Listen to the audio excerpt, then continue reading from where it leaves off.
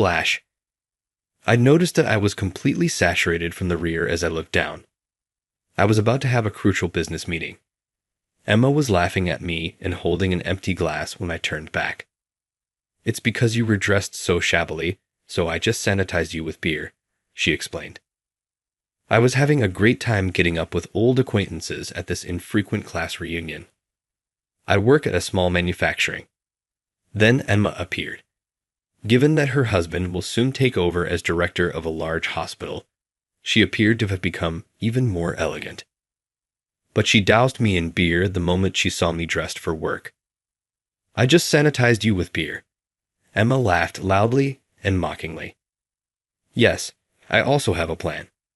Share this with your husband." It must have seemed like a harmless practical joke to her, but she had no idea that this move would have a profound impact on our futures. Samuel is my name. Although my name may seem a little odd, I'm simply a regular person in my early 30s. Despite not having a lot of money, I had a mother who was as bright as the sun and a father who was trustworthy and compassionate. I often forgot about my homework throughout my pleasant childhood, playing with pals till dusk after school. I had my share of teenage rebellion, but overall, my time as a student was very typical. After graduating from college, I'm a working adult leading a busy but rewarding life. A month ago, the reunion invitation arrived. In addition to having work on the day of the reunion, I've been going to more business meetings lately. However, I briefly considered I'll be done around here that day as I turned through my planner. Yes, I am able to make it. I smiled when I checked that RSVP card's attendance box and the day finally came. I went early in the morning to one of our clients, a manufacturing company, excited to see my old classmates. I was scheduled to meet with the person in charge, tour their plant, and watch the latter phases of the creation of some precision equipment today. Then, however, an unforeseen event occurred. The meeting I had planned was moved to the evening due to an issue that arose throughout the procedure. Oh no. It appears that tonight I will be taking the final train home. Frustrated, I bit my lip. The fact that I might not be able to attend the reunion hurt me more than anything else. I looked desperately at my watch. Perhaps, just perhaps. I mentally estimated the time rapidly. I could still attend the reunion for a little while. There was no time to change, even though I would have loved to dress appropriately. I resigned and wore my job attire to the reunion location. "Hey, it's been a while. What are you wearing?" Observe who is speaking. You've gotten a lot older. You have, indeed. What are people doing these days? I was immediately surrounded by people I knew as soon as I walked into the arena. Since graduation was over 10 years ago, we have all gotten older and put in a lot of effort in our different ways. The girl who used to sit stooped in the corner with glasses had become a breathtaking beauty, and the man who had formerly been the class hero now proudly displayed pictures of his children, his double chin trembling with happiness. Even though our paths had diverged, being together once more instantly transported us back to those times. That's why I was always clicking my tongue in frustration as I thought about the next meeting. What? After that, you have to go to work? Hurry up. I truly thought we would have a great time drinking together. Indeed, it is something, isn't it? I took a big swallow of my tea and smiled wryly. What kind of work do you do, Samuel? One of my classmates, who is currently parenting 2 children, leaned in curiously. Well, hi. Hello, everybody. It's been a while. My response was abruptly cut off by a high-pitched voice. Everyone's gaze shifted to one individual. Sorry, the hair salon took longer than expected. Oh. With a radiant smile, she approached us. My palms started to perspire a little, and my heartbeat accelerated. Are you still as energetic as ever? Additionally, your attire is equally ostentatious. My classmates clustered close, murmuring to one another as they watched her from a distance. Their eyes appeared as frigid as ice, and their voices had a faintly poisonous tone. However, she ignored their looks and walked confidently in my direction while grinning widely. You seem to be enjoying yourself. Oh, Samuel, Is that you?" She tilted her head cutely and talked in a tone as though she had just spotted me. "Hi, long time, no see, Emma." My hands were shaking, but I tried to cover my fears with a grin. No matter how much I tried, I could never forget Emma, a classmate. Everyone in our grade, boys and girls alike, admired her for her lovely beauty and sharp brains. Naturally, I was among those who harbored feelings for her in private. Emma, who may have been conscious of this, always acted elegantly in public and never displayed any imperfections to the teachers, gaining their unwavering trust as a model student. However, that was only her public image. She would ruthlessly look down on anyone she judged to be obviously beneath her, and any attempt to argue back was easily crushed. Thus, we were powerless to stop her and had no choice except to ignore her. She had repeatedly insulted me and my classmates. Emma looked me up and down like she often did, holding a glass of champagne. "By the way, what's with that outfit for a reunion?" She laughed and snorted as she spoke. "I came straight from a job site before coming here." "Well, I guess you're working in a factory of some sort. That's how you dressed." "Well, yeah, something like that." I see, she said with a nod that was obviously patronizing. Then, curious, one of my classmates said, "How about you, Emma? What have you been doing lately?" Emma caught everyone's attention. She smiled immediately, as if she enjoyed being the focus of attention. "You know, I'm currently employed at Sullivan General Hospital as a nurse. The next director is my spouse, who is a doctor who works there." "Whoa. The largest hospital in this region is Sullivan General Hospital, correct? They have the newest medical technology, according to what I recently watched on TV." "Oh, I also noticed that. That's amazing. You got a pretty fantastic one." Everyone's expressions were a mixture of envy and adoration as they continued to exclaim how wonderful it was. As I listened to all of this, I experienced a surge of resentment. Some folks truly receive everything from the gods. Slowly, memories of the past came flooding back. In town, my family owns a small manufacturing. Since we worked as a subcontractor for a tiny corporation, our operations were never steady. However, my honorable father gained the confidence of multiple clientele by patiently taking on any task that came his way. I have a great deal of respect for my father since I grew up seeing him labor-like way. I can't forget Emma's repeated insults because of this. Every time we passed one another, she would throw me a nasty look and call us poor because our family owned a factory. A small group of students would constantly congregate around her like a little entourage. I've had a fear of cramped places ever since I felt like I was living out a nightmare while stuck in a restroom stall. One by one, those memories returned while I spoke with her, and my heart began to race. Emma, however, continued to insult me without understanding what was happening inside of me. Indeed, upbringing does have an impact, doesn't it? She added, laughing so hard she had to hold her stomach. They say the apple doesn't fall far from the tree, and it seems to be true. What the hell are you saying? Emma interrupted me, her comments unrelenting. In the end, people at the bottom stay at the bottom, no matter how hard they try. We're not making any progress with this. I looked at my timepiece. I apologize, but I must leave now. Hey, our conversation is far from over. After this, I have job. Oh, so this is what they mean when they say that the impoverished lack time. How depressing. Yes, I suppose so. See you. Without a second thought, I turned away from her and started for the door. Then it took place. Splash! It smelled like alcohol, and when I looked down, I could see that I was completely saturated from the rear. I turned to see Emma holding an empty glass and frowning at me. It's because of how dirty you're dressed. So I just used beer to sanitize you. I mean, I'm a nurse, am I not? She started laughing aloud. What the devil? Everyone in our immediate vicinity fell silent in shock. I used a handkerchief to wipe my head and neck while swallowing my despair and rage in turn. So, is this how your hospital sanitizes its staff? By dousing them in beer. Emma raised her well-groomed eyebrows. What just did you say? As though frustrated, she sighed and answered, as if we'd ever do that. Our hospital is a top-notch facility. She proudly flung back her long hair. Sullivan General Hospital serves well-known celebrities and CEOs of leading corporations. Don't group us with others who are as impoverished as you. I had no urge to debate back because of her ridiculous conceit. I understand. Well, I have my own strategy. Yes, you may be correct in that regard. Oh, you pick things up surprisingly quickly.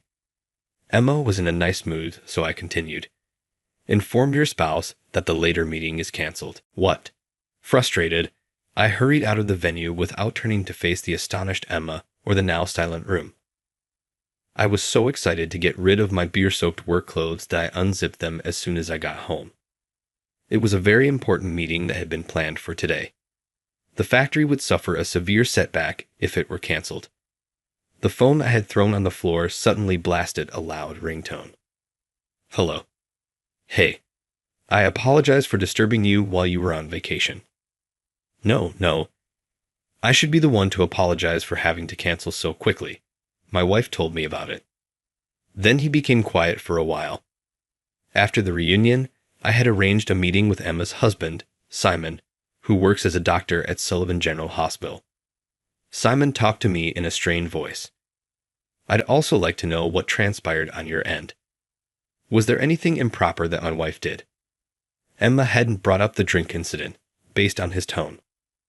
Well, in actuality, piece by piece, I started to convey the problem. Simon didn't say anything at all. And that's why I decided to call off the meeting on my own initiative, because I felt it would be improper to come over smelling like beer. When my explanation was complete, I tightly closed my eyes. Simon was silent for a moment before continuing. This is unbelievable. I sincerely regret the awful treatment you endured. I heard some noise coming from the other end of the telephone. Emma seemed to be close by. They conversed for a while before Simon spoke once more in an apologetic tone. My wife is adamant about personally apologizing to you. Could we come over whenever it's convenient for you, if that's okay? What are your thoughts? I granted their request, but I didn't think Emma would be so quick to express regret. Consequently, Emma and Simon visited me a week later. Be sure to offer a sincere apology, Emma. She grudgingly lowered her head and whispered an apology at Simon's insistence. I apologize for dousing you in beer. She was obviously only expressing regret because her husband was pressuring her to do so. Simon joined in the apologizing as well. I deeply regret my wife's incredibly impolite actions. Yes, I have had to bow my head innumerable times, but I rarely find myself on the receiving end of the circumstance. I paused for a second, not knowing how to respond. Well, so about the business deal, how do you feel about it? Simon then raised his head and gave me a beseeching look. This man, who would go on to become the head of the prefecture's biggest general hospital, was bowing to me for a reason. I took over my father's factory after working there for roughly 3 years after graduating from college. Rapid market changes over the last 3 decades have had a direct influence on our factory, causing it to enter a crisis. Despite my father's repeated assurances that I wasn't required to take over the plant, I had already made up my mind. In order to get stronger and avoid being outdone by my father or the craftsmen, I had previously joined a certain equipment maker. As president, I put all of my energy into harnessing the abilities I had developed over the years to create screws with unmatched precision. Needless to say, screws are essential to the construction of any machine. A single screw flaw might quickly erode confidence and cause the factory to suffer a significant loss. I wanted the screws we produced to benefit people and society. In light of this, my coworkers and I put up a lot of effort, occasionally even crying with annoyance. But in the end, we were able to create the best screws. Our factory's screws became highly regarded, and we now often work with a renowned space rocket development company. Orders continue to come in, and the plant has never been busier. Our firm now manufactures spinal implants for patients with spinal injuries, and we have agreements with a number of producers of medical equipment. Along with other state-of-the-art medical equipment, Sullivan General Hospital was thinking about introducing these spinal implants because they have also garnered a positive reputation. Due to careless management, his hospital had capitalized on its status as the biggest in the prefecture and suffered financial losses for several years in a row. Simon could feel the strain. If he couldn't help them overcome this shortfall, even if he were appointed director, the hospital's reputation would suffer, and at worst, the employees might wind up homeless. He was aware that he needed to stay away from this at all costs. Please, please, please. Sullivan General Hospital's future is at stake. Simon dropped on his knees and bowed so deeply that his forehead nearly touched the ground.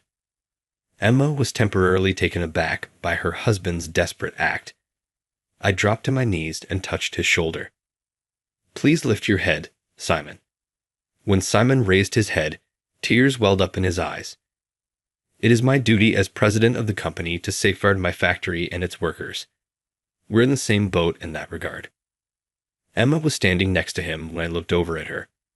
People always exclaim, "That must be tough," when they learn that I work in a factory, as if it were a given that being employed in a factory equates to being impoverished. I detest that. For many years, factories have served as the foundation of economic growth. I noticed that I was holding on to the hem of my work clothing. These work outfits are something I'm really proud of. Come on, Simon whispered my name while nodding to himself as though he had made up his mind. Then he got to his feet. Emma's expression was confused when he spoke to her. Your ludicrous actions caused this entire mess, didn't they? How come? Yes, but you're such a spoiled brat who causes trouble. I've been the one bowing my head like this, Emma, so you're living this privileged life. But today is the last day of that. His eyes were as frigid as ice as he stared at her. I can no longer bear to live with you. I'd like a divorce. What? Simon's expression stayed the same, but Emma was stunned by her husband's sudden statement. Isn't divorced a little excessive? I'm giving these spinal implants everything I've got. I can't afford to endanger the hospital any further in my capacity as director. She created this situation, so I'm divorcing her. I swear, Simon, I'll change. Being the director's wife, I'll try my hardest. And who do you believe you are deceiving? Emma made a frantic plea, but Simon dismissed it coldly. I was a fool for letting appearances fool me. I learned the lesson the hard way because of this occurrence. Don't bring me any lower. Now leave. No. Emma was dismissed by Simon as though she were a burden. I never imagined things would end this way, but after receiving a complete apology, I assumed that all could be settled by completing the contract later. The sharp contrast between Simon's behavior toward Emma and my first impression of him left me feeling something I couldn't quite describe. We eventually finalized the deal with Sullivan General Hospital, and the arrival of a sizable new order inspired our production. After overcoming its financial difficulties, the hospital's reputation as a facility for receiving state-of-the-art care started to grow. In the medical community, Simon was also establishing himself as a competent director. Shortly afterward, I received word that Simon and Emma had finalized their divorce. One day, a few months later, my hectic schedule finally relaxed, and I was humming a song as I strolled through the hip neighborhoods. Then I noticed a well-known face coming. I tried to act as though I hadn't noticed, but our eyes locked in panic. Hello. I remained silent. I was unsure of how to carry on the conversation when I abruptly realized that Emma had gone through a divorce. So, it's likely that you were making fun of me behind my back. How come? I didn't know what she was discussing. That's just what it is. By that, what do you mean? Emma smiled at herself as she spoke. It truly irritated me. Despite your lack of wealth, you were constantly grinning, acting goofy, and appearing content. I simply could not bear it. You seemed happier than me, but why? I had more than you did. I was furiously enraged by that. I wanted to think that putting you down made me happier. Looking back, I realized how immature I was. I apologize, even though I know it's insufficient. Emma. I thought she would launch into another tirade of patronizing comments, but she appeared oddly quiet. She brought up something from so long ago, which surprised me. Before I knew it, I had been blurting out, "You always seem to have a lonely look on your face too, back in our school days." What? I wanted to open out because of her surprising response. "Emma, you've always had my admiration, but I doubt you ever realized it." Emma, the daughter of a small-town manufacturing owner, had always seemed to me to be more brilliant than everyone else. She was exceptionally cute, top of the class intellectually, athletically gifted, and the daughter of a well-known local hospital. Not just in our class, but throughout the entire grade, she soon rose to the top of the popularity rankings. At least one boy would have admired her. That's why I couldn't get rid of the sporadic expression of loneliness on her face. Perhaps she endured innumerable hardships that we are unable to comprehend. Emma was constantly surrounded by a large number of friends and classmates, yet it's possible that she never felt content. Emma sank into a glum stillness as she listened to what I had to say. We were silent for a time. Her eyes were downcast as she mumbled, "Being ordinary is a precious thing." It was simply assumed that since I was a doctor's daughter, I would also become a doctor. Although I truly detested studying, I had no choice but to do it. Additionally, it would constantly chastise me any time my test results were marginally worse than previously. They never gave a damn about my feelings. Everyone in the area knew Emma's father as a warm and welcoming physician.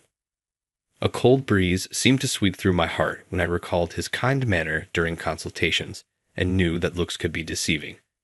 The same was true of my classmates. They would go out of their way to compliment me simply because I was the doctor's daughter. It was absurd.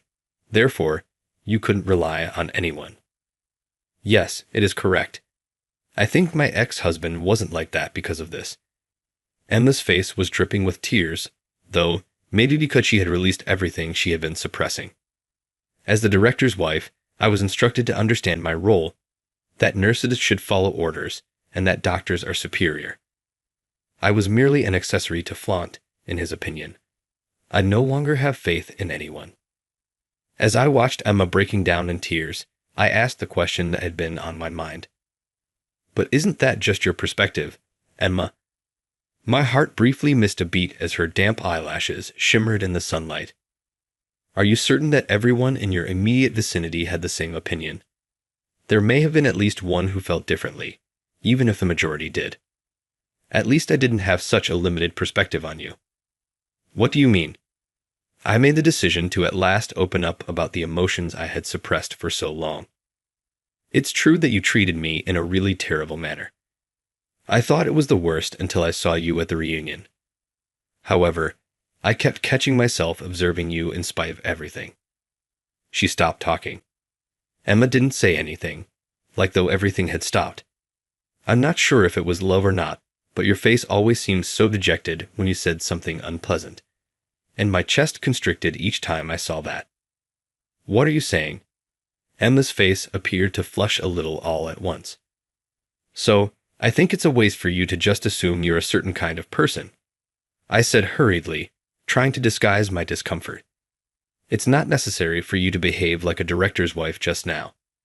It's far better to believe in your abilities and pursue your interests if they are present. Prove to them that you are more than simply a hospital owner's daughter." Being raised in a factory made everyone feel sorry for me, so I always tried to live like that. I detested that. In order to produce goods that would benefit people and society, I had to expand the factory that I inherited. That's the only thing I've worked on. As I spoke, she remained mute. I watched Emma's eyes well up with tears. "Without knowing any of that, I treated you so terribly," she added, shedding large sobs. "I apologize. I was mistaken. I'm so sorry. Please pardon me." Emma sank to the ground, seemingly in a profound bow, and again apologized before continuing. Emma seems to have fully altered her perspective and begun a new life in a spot a little further away from here after giving careful thought to what she had done to me. "Hey, a long time has passed. You look good." "Thank you indeed. I'm thankful that work is going well. Now, In contrast to previously, she had a gentle air and seemed confident and at ease. I'm still taken aback. I had no idea you had this side. I inhaled deeply as I looked around at the expansive rural area encircled by mountains. Her long, shiny hair, glitzy makeup, and chic attire made her look very different from how she used to. She now held a hoe, wore a hijab, and seemed remarkably comfortable with dirt on her face. Due to a connection she made while working at the hospital, Emma, who had always had a passion for farming, changed careers to work for an agricultural firm. Despite the fact that agriculture had nothing to do with medicine, it appears she grew enthralled with the allure of farming and found fulfillment in the consistent physical labor. You took a very brave step. I never thought the old you would do this. Emma gave me a teasing smile and glanced up at me. People aren't always what they appear, you know. You previously advised me to continue pushing myself with interests of mine. Did I? The activity of the past few days had caused me to forget what I faintly remembered saying. You did, indeed. I had the guts to jump in after hearing those remarks. I've always wanted to give farming a shot at least once. The wind caused the cabbage leaves to shake and spread out over the field. Emma's determined gaze was fixed on the horizon. I've come to the realization that farming will continue to deteriorate in the absence of mechanization. We therefore require the screw you create. Emma's company had approached our factory to discuss a possible relationship, as they were currently working with local businesses to build agricultural robots. The important day for that negotiation was today. I figured it was a win-win situation for me to close the purchase and learn about Emma's recent life. By the way, there's something I've been meaning to ask. What?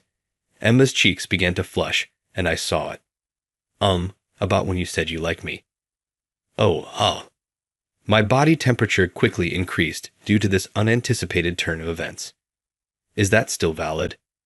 She had a playful, yet somehow joyful, grin on her face. I smiled and said, trying not to show how anxious I was, of course. It is common for people to make inaccurate assumptions about other people based on their circumstances and family history. A person's life will be restricted if they rely solely on their privileged upbringing and can only keep themselves valuable by demeaning others. Nevertheless, regardless of your circumstances or history, if you continue to work consistently on the things you are passionate about, eventually your efforts will pay off. I was once in your shoes, so I can relate to individuals who are experiencing worry or who have given up because they believe their family is too impoverished. But don't give up, please. One day, a modest curiosity about something you wish to explore could have a huge impact on your life.